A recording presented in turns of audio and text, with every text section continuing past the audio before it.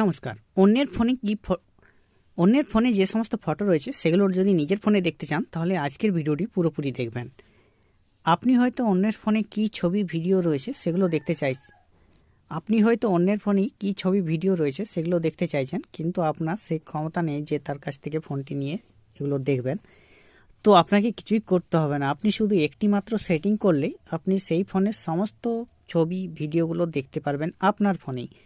তার ফোনটি আর নিতে হবে না, আপনার ফোন থেকে আপনি দেখতে পারবেন তার ফোনের সমস্ত ছবি বা ভিডিওগুলো।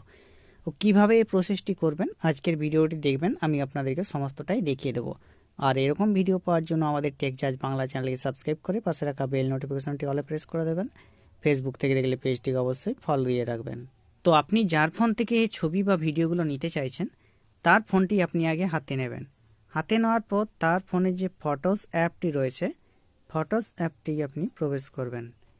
সাইডে দেখবেন প্রোফাইল আইকন রয়েছে, আপনি সেখানে ক্লিক করবেন। প্রোফাইল আইকনে যাওয়ার পর একটু নিচের দিকে চলে আসবেন। নিচের দিকে এসে এখানে পেয়ে যাবেন ফটো সেটিং অপশনটি আপনি ওকে বাটনে প্রেস করবেন। এরপর এখানে দেখবেন একটি অপশন রয়েছে ফটো সেটিংয়ের মধ্যে শেয়ারিং বলে একটি অপশন পেয়ে যাবেন। এই শেয়ারিং অপশনটিতে আপনাকে প্রেস করতে হবে। এরপরে রয়েছে এখানে রয়েছে partner sharing, automatically share photos with a partner. তো আপনি পার্টনার শেয়ারিং অপশনে ক্লিক করবেন। এরপরে share photo with your favourite person. এরপরে এখানে রয়েছে চুজ স্টার্টিং ডেট অপশনে যখনই ক্লিক করবেন আপনার ক্ষেত্রে এখানে অ্যারো বাটন শো করবে। অ্যারো বাটনে ক্লিক করে আপনি এখানে সিন স্পেসিফিক ডেট, কোন ডেটে নিতে চান, না সব সময় ছবিগুলো নিতে চান, অল টাইম অপশানে ক্লিক করবেন, নেক্সটে ক্লিক করবেন। এরপর রয়েছে চুজ ফটো টু শেয়ার, কোন ফটোটা শেয়ার করতে চাইছেন, সমস্ত ফটোই। এরপরে যদি আপনি কোনো ফটো নিতে চান শুধুমাত্র সেগুলোই সিলেক্ট করবেন। এরপরে রয়েছে দেখুন include content from other Android app, অন্য অ্যান্ড্রয়েড অ্যাপে যদি সেই কন্টেন্টগুলো থাকে সেগুলোও নিতে চাইলে এটাকে এনাবেল করে দেবেন। আর এখানে আপনি অল ফটো অপশানে ক্লিক করবেন, নেক্সটে ক্লিক করবেন।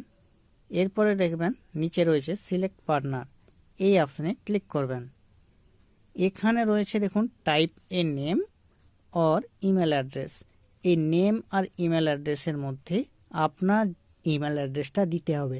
এখানে রয়েছে আপনার নাম বা ইমেল অ্যাড্রেসটা এই ঘরে বসিয়ে দিতে হবে। তো ধরুন এখানে আমি ইমেল অ্যাড্রেস একটি বসিয়ে দিচ্ছি। এরপরে দেখুন আমার জিমেল সিলেক্ট করা মাত্র এখানে আমার জিমেলটা চলে আসলো।